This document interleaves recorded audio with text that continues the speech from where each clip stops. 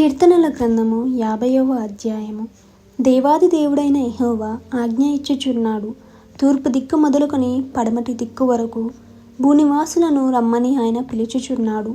పరిపూర్ణ సౌందర్యము గల సియోనులో నుండి దేవుడు ప్రకాశించుచున్నాడు.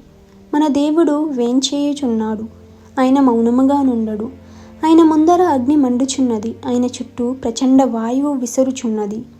ఆయన తన ప్రజలకు న్యాయము తీర్చుటకై బాల్యార్పణ చేత నాతో నిబంధన చేసుకొనిన నా భక్తులను నా యొద్దకు సమకూర్చుడని మీది ఆకాశమును భూమిని పిలుచుచున్నాడు. దేవుడు తానే న్యాయకర్తయ్య ఉన్నాడు. ఆకాశము ఆయన నీతిని తెలియజేయుచున్నది. నా జనులారా, నేను మాట్లాడబోచున్నాను, ఆలకించుడి. ఇశ్రాయేలు, ఆలకింపుము. నేను దేవుడను, నీ దేవుడను. నేను నీ మీద సాక్ష్యము పలికెదను. నీ బలుల విషయమై నేను నిన్ను గద్దించుటలేదు. నీ దహన బలులు నిత్యము నా ఎదుట కనబడుచున్నవి. కొండలలోని పక్షులన్నిటినీ నేను ఎరుగుదును. పొలములోని పశ్వదులు నా వశమై ఉన్నవి. లోకమును దాని పరిపూర్ణతయు నావే. నేను ఆకలి గొనినను నీతో చెప్పను. వృషభములు మాంసము నేను తిందునా? నీవు నన్ను మహిమపరచెదవు. భక్తిహీనులతో దేవుడు ఇట్లా సెలవిచ్చుచున్నాడు. నా కట్టడలను వివరించుటకు నీకేమి పని? నా నిబంధన నీ నోట వచించదవేమి? దిద్దుబాటు నీకు అసహ్యము గదా.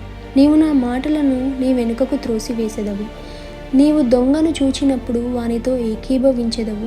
వ్యభిచారులతో నీవు సాంగత్యము చేసెదవు. కీడు చేయవలెనని నీవు నోరు తెరుచుచున్నావు. నీ నాలుక కపటము కల్పించుచున్నది. నీవు కూర్చుండి నీ సహోదరుని మీద కొండెములు చెప్పుచున్నావు.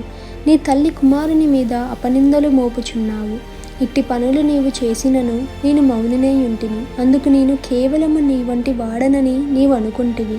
అయితే నీ కన్నుల ఎదుట ఈ సంగతులను నేను వరుసగా ఉంచి నిన్ను గద్దించెదను.